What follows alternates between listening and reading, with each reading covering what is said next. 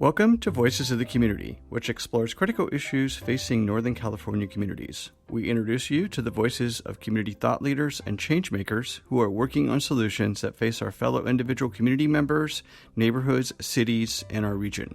This is George Koster, your host. This episode is part of our series exploring COVID-19's impact on nonprofits and small businesses in the San Francisco Bay Area. Back in April of 2020, when we decided to create this ongoing series on COVID-19's impact, first on nonprofits and then on small businesses in the San Francisco Bay Area, we, like you, had no idea how long the pandemic would go on and what the health and economic impact would be in our community.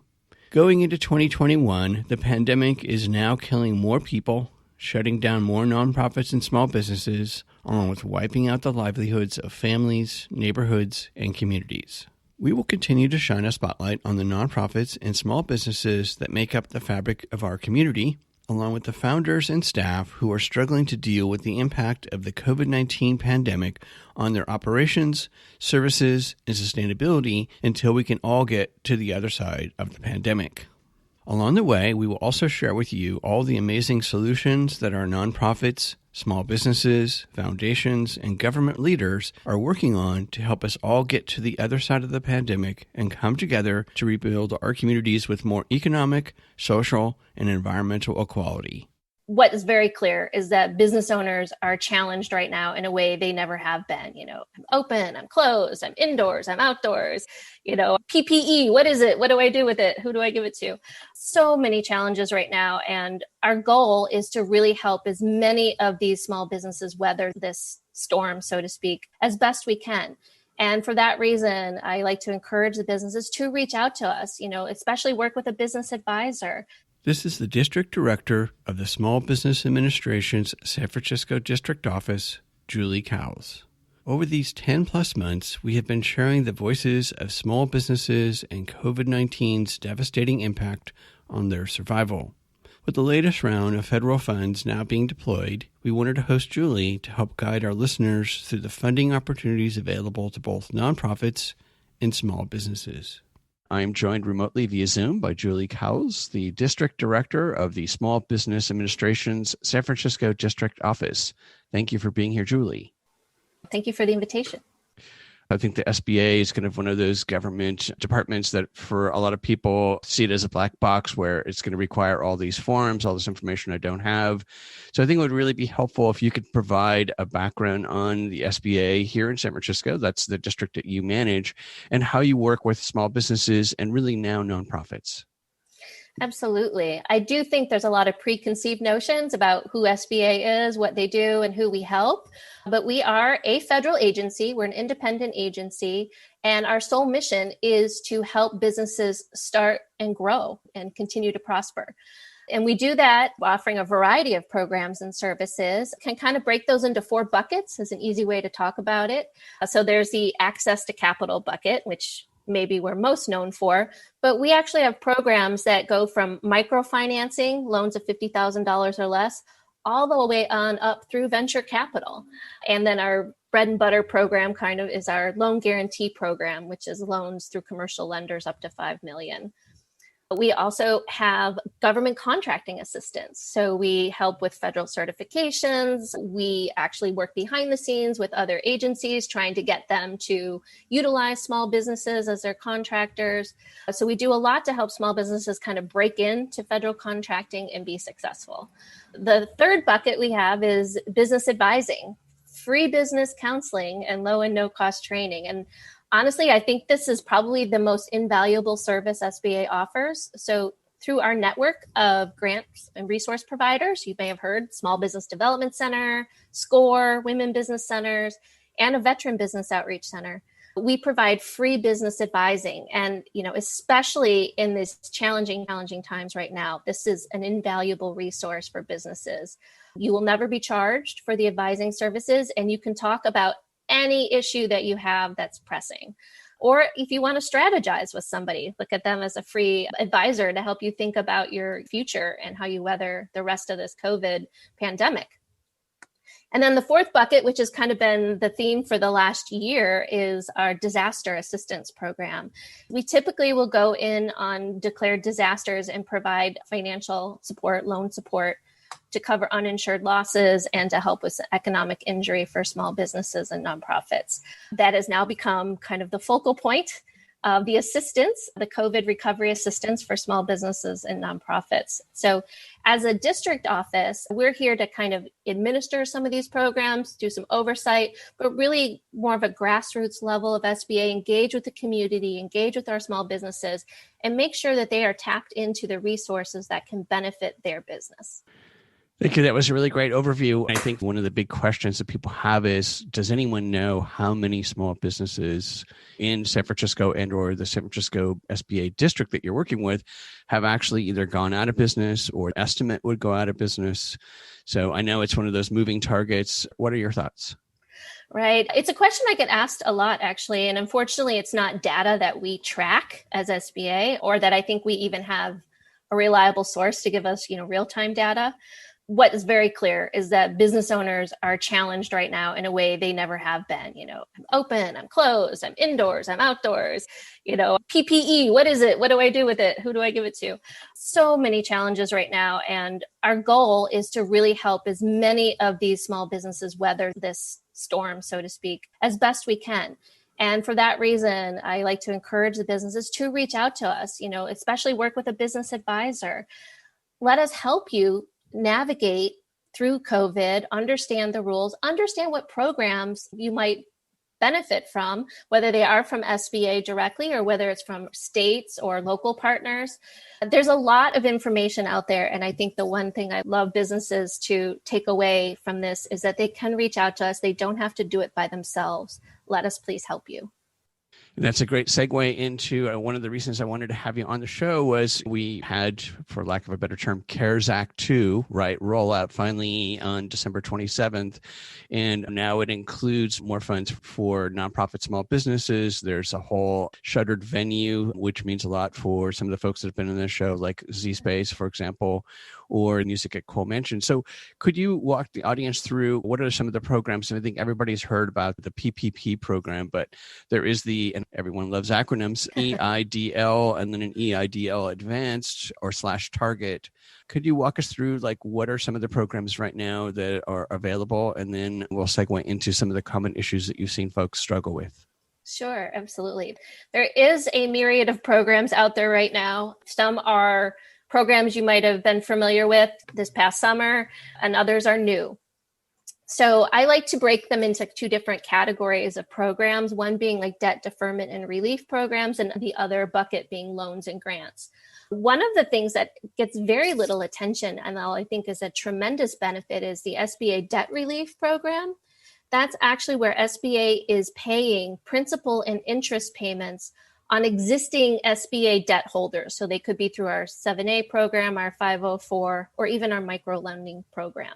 So from when the CARES Act was first introduced in March, the program, I think, launched in April of 2020, and we were able to pay 6 months worth of principal and interest payments for these businesses. So this is better than a deferment, right? This is an actual payment. That program has been reauthorized and refunded with the most recent legislation from December. And so we are reopening that program to pay additional months for existing debt holders.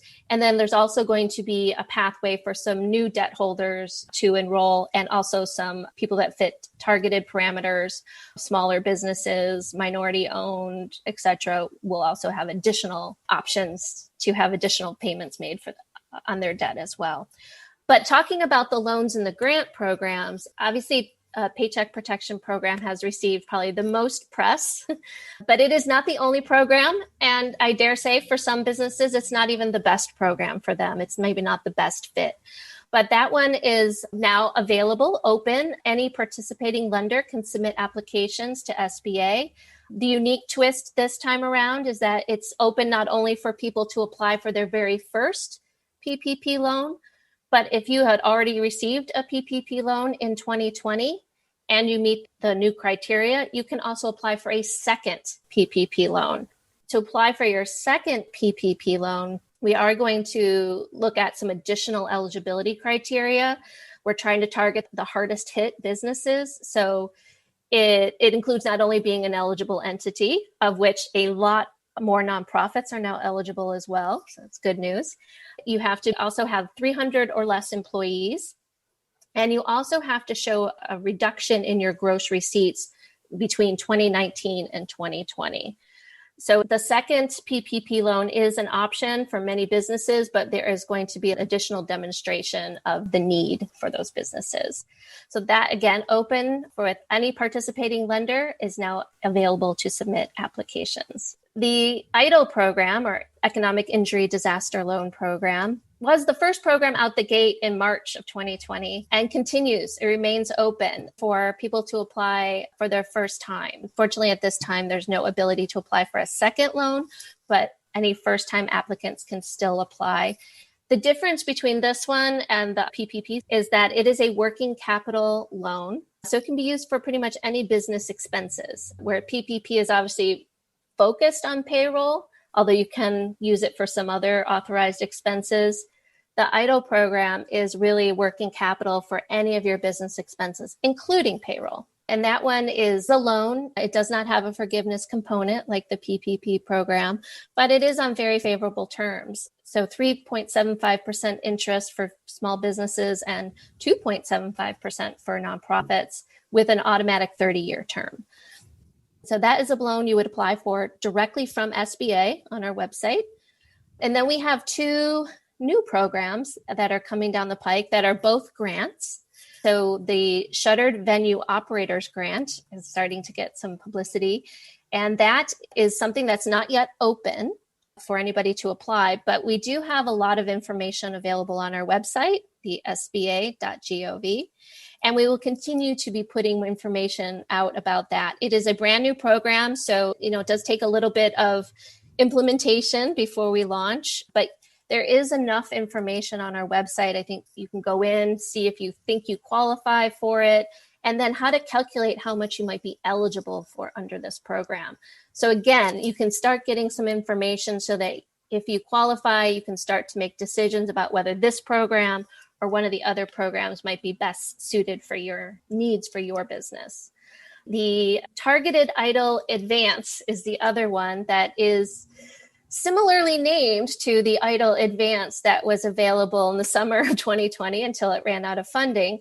But I do like to point out to people that it really is a different program. So the Economic Aid Act that was passed in December created this. I would say it's maybe a cousin of the EIDL Advance program that was available this past summer.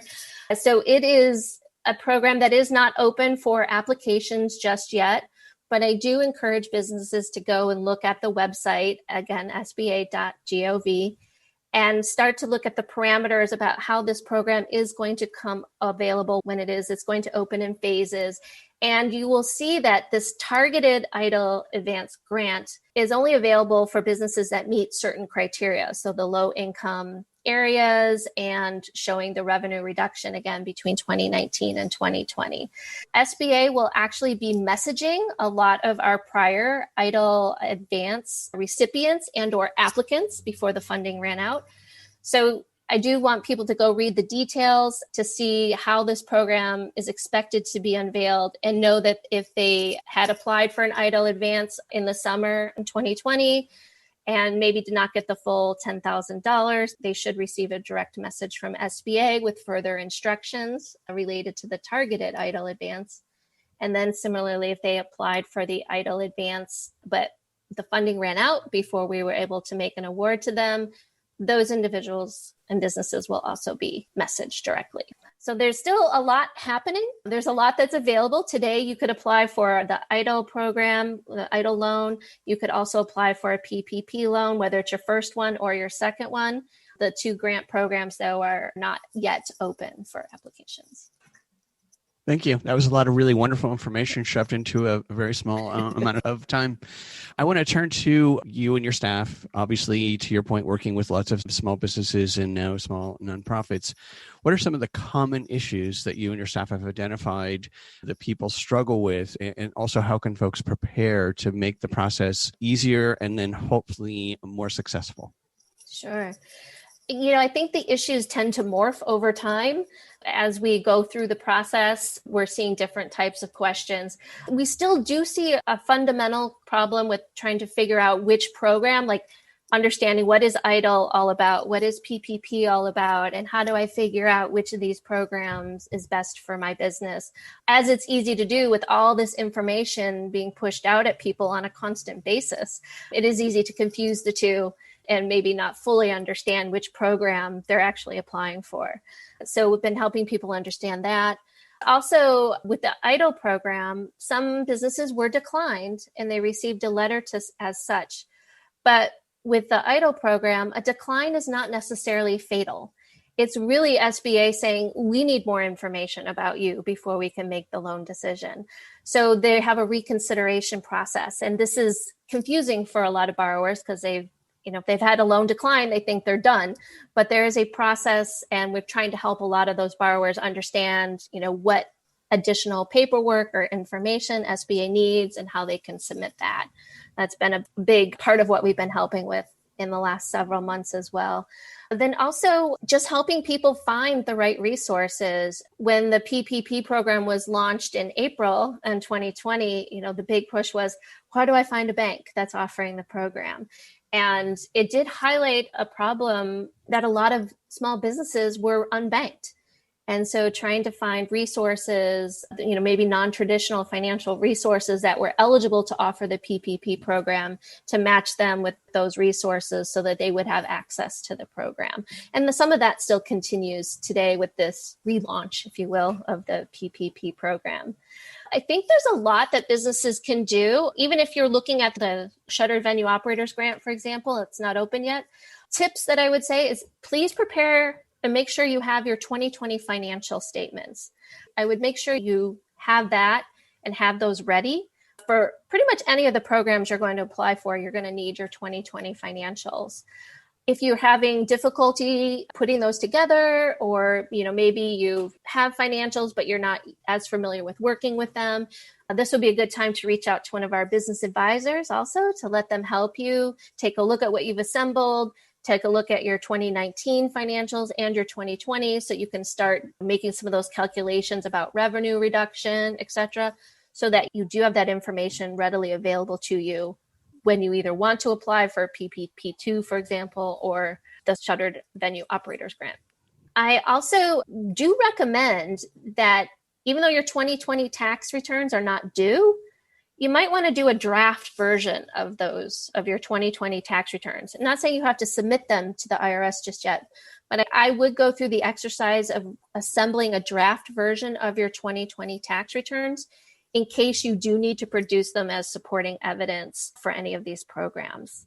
And then lastly, the one other piece, kind of prep piece, if you will, for anybody interested in the Shuttered Venue Operators Grant in particular, I do encourage them to go register their business or their nonprofit in sam.gov. And that is the Systems of Award Management, SAM, like the name, .gov. It's free. It doesn't cost anything to register in this system, but it might take you a minute. It's pretty much just your standard business information, but some people think it's not the most intuitive system in the world. So this is going to be an important component for applying for this grant. So I do recommend businesses go ahead and do that now. Even if they're just thinking about it, go ahead and take that registration piece off your plate. We will be doing some webinars and workshops to try to help people understand how to register in sam.gov. It's the central database that anybody, business, nonprofit, anyone who wants to do business with the federal government, whether it be selling to the government, receiving grants, et cetera, everyone needs to register in this. So it's not anything unique, but it's probably something a lot of businesses never contemplated or considered before. So that's another tip to get ready. That's great. So go to your website to sign up for those webinars. I know you've been also partnering with Cal Nonprofits, for example, and the folks at California for the Art is another one that you were working on. Yes, and we're definitely, messaging our partners, especially when we have new resources available. And the webinars, we will definitely be blasting out that information. People can also sign up for our district office newsletter, so we can push information out to them if they don't want to have to go and scan the sba.gov website constantly. Thank you. Great information. So I'd love to have you share with the audience one of your favorite moments of working with small business clients and helping them secure funding. And what do you feel that has an impact on our community? Yeah, I have so many stories. I was thinking about the businesses that we have been able to assist. And we've had a lot of, what maybe people even think of as not a small business, people that have hundreds of employees, but they are a small business. And so helping them get their PPP loan, for example, obviously makes a big community impact because hundreds of people were able to remain employed. But I have to say, often working with these really small businesses who maybe have never applied for a loan or financial assistance before, have a lot of questions, are really a little bit nervous and fearful about the process, and really being able to get them through, especially restaurants. We've had a lot of restaurants that we've worked with, in addition to trying to understand the rules and ways that they can or can't operate, now they're trying to apply for assistance. And really, some of them have needed some extra hand holding. So we've been able to work with them. And some nonprofits. I've had a healthcare nonprofit who was working with underserved communities.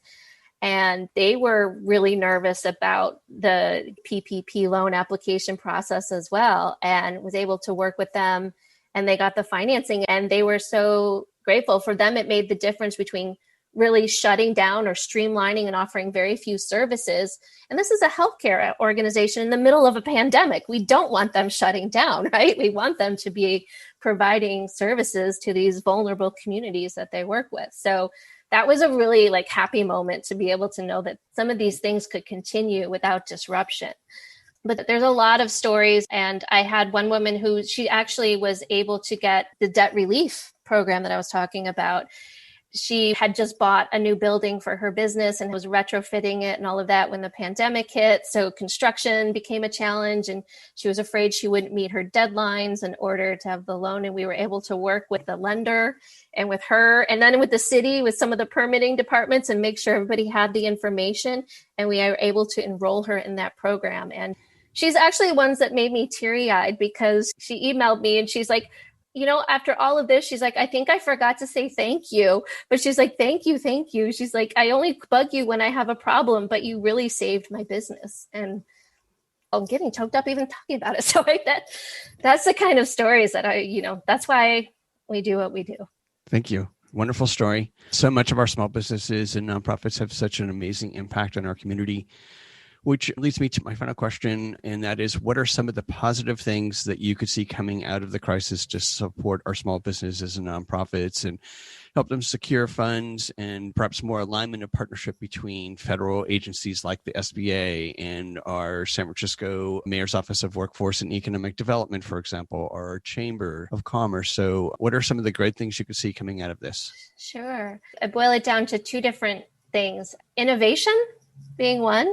These kinds of conditions, while they're incredibly challenging, they also are forcing us to do business differently and to operate differently. And I think with that kind of environment comes a lot of innovation. And so you haven't heard a lot of conversation about it, but the new ideas that'll be sparked, the new businesses that can be launched out of the new ideas that come out of a phase like this, when we've all been impacted at work and at home. And I think the second topic is collaboration. And I've seen that in a lot of different fronts. I mean, I've seen it between businesses. I think I've seen small businesses collaborating with each other in a way that I haven't witnessed before, really trying to support each other as opposed to just being competitors, because I think they see, everybody will benefit if they can support each other. But that also lends into collaboration, like you mentioned, with the other resource providers, whether it's federal, state, and local, and really having conversations about how do we put our programs together so that we can provide, a package or our well-rounded support for our small business community. And I think as we are hopefully coming out of this pandemic, emerging out of this, we can have some serious conversations about what the future looks like. How do we leverage the programs that exist? And if there's new programs that need to be created to meet certain needs that are coming out and emerging in 2021 as businesses are trying to not only surviving this pandemic, but go back to thriving.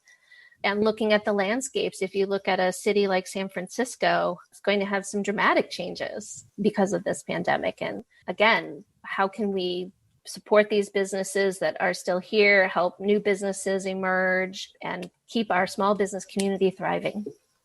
Thank you. Great ideas. And I'm hoping that we can bring all of the players together to provide a much easier ecosystem for our small businesses and nonprofits to engage in and get the support they need. I want to thank you so much, Julie, for sharing all of the wonderful work that you and your team at SBA San Francisco District Office are doing to support our small businesses and nonprofits. And we'll make sure that our viewers and listeners have the contact information, your website, and social media. And that way folks can hopefully follow the SBA and all your work here and to get more people to engage in the SBA and all of the new programs. With the new administration, it sounds like there may be another round of financing coming out. Who knows, maybe in the springtime to help folks bridge between now and the fall, assuming that we can get to that point where we have herd immunity and folks can actually show up again and go to restaurants inside and go to theaters and hang out. Yes. I think we're all hoping for that. But I think we're going to see a lot of activity this year. And so that's why I tell people to stay engaged and tap into our resources and work with us so that you can stay in the know, so to speak, on the resources that you can take advantage of. All right. Well, stay safe out there in our strange new normal with a pandemic raging, economic meltdown, and vaccines going slow. But, at least we're headed in the right direction. Yes. Well, thank you. Thank you for the conversation today. That's it for this episode of Voices of the Community. You've been listening to the voice of Julie Clowes, the District Director of the Small Business Administration's San Francisco District Office. To find out more about the Small Business Administration's services and funding programs, go to sba.gov. We hope that you enjoyed the insights, points of view, and personal stories from the voices of changemakers and their nonprofits and small businesses featured in this series. To find out more and get engaged with the nonprofits, small businesses, and staff members featured in the series, please go to my website, georgecoster.com, and click on Voices of the Community to find links to the extended versions of these interviews and to listen to the entire series. After listening to these stories, we hope that you will consider making a donation and volunteering to provide a hand up to your fellow community members. I want to thank my associate producer, Eric Estrada, and Casey Nance at Citron Studios, along with the wonderful crew at the San Francisco Public Press and KSFP. Voices of the Community is a member of Intersection for the Arts, which allows us to offer you a tax deduction for your contributions. Please go to georgecoster.com and click on the donate link to make a donation to help us provide future shows just like this one. While you're on our website, you can enjoy our archived past shows, which feature community voices working on solutions to critical issues facing Northern California communities. And you can sign up for our newsletter to find out more about future shows, as well as shows and events from the organizations that are included in our episodes. Take us along on your next COVID walk by subscribing to Voices of the Community on Apple Podcast, Spotify, and Google Podcast, or wherever you get your podcast. You can follow us on Twitter @GeorgeCoster, and we'd love to hear from you with feedback and show ideas, so send us an email to george@georgecoster.com. I'm George Coster in San Francisco, and thank you for listening.